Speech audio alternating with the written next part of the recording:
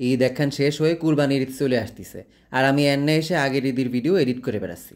মানে প্রেসিডেন্টও এত বিজি থাকে না। আসসালামু আলাইকুম, কিরম আছেন সবাই? এইবার ঈদ উল ফিতর ভালো মজাতেই কাটিছে। তার এক বিশেষ কারণ ছিল, এইবার আমরা গেছিলাম আমার আম্মুর দাদা বাড়ি, মানে আমার নানার আসল বাড়িতে। তা এটা ছিল লোহাগড়ার ভালোই দূরী। জায়গাটার নাম হলো গন্ডব। তাই রাস্তা আগের চাইতে ভালো করায় এখন জাতি বেশিক্ষণ সময় লাগি নেই, 1 ঘন্টা লাগিছে। আর সে কি ফাইন মনোরম দৃশ্য, মানে চোখ জুড়ে যাচ্ছে। ধান ক্ষেত, নদী, পুকুর সব একেবারে 100-100।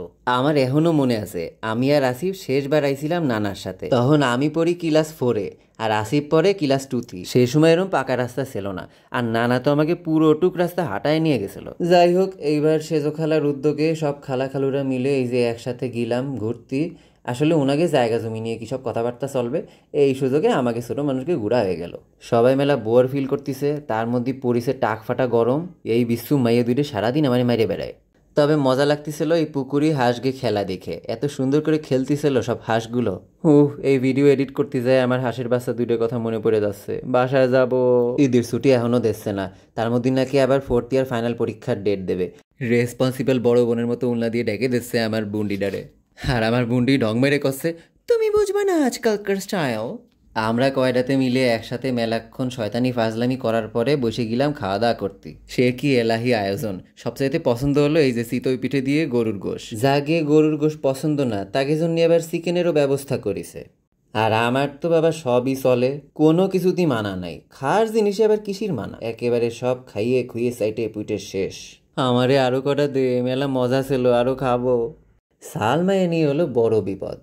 এই যে সুইট খেলা বসে বসে মায়ের জন্য মাছের কাটা বাইসে বাইসে খাওয়া দিচ্ছে। খাওয়া দাওয়া শেষ করে সবাই মিলে এখন একটু হাঁটতে বেরোলাম। আর এখন যাব একদম আসল জায়গায়, মানে নানা যে জায়গায় থাকতো, নানা নানি সব খালারা একসাথে। তো কষ্ট লাগতেছে আসিফ আর আলিফির জন্য। বেচারা দুইজন চলে গেল ঈদের 2 দিন পরেই ঢাকায়।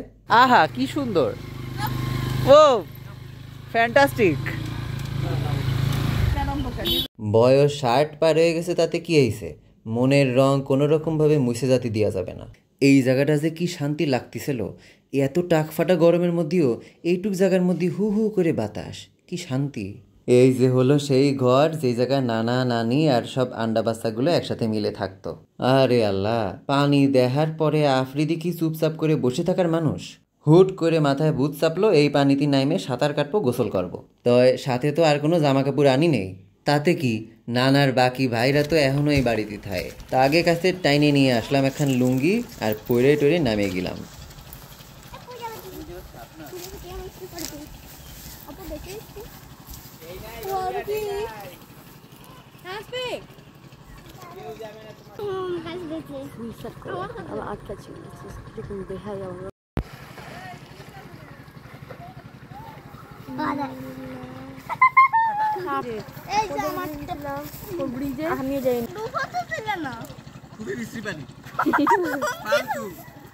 মাছ ঢুকে গেছে নাকি বড় ভাইয়া লুঙ্গির মধ্যে?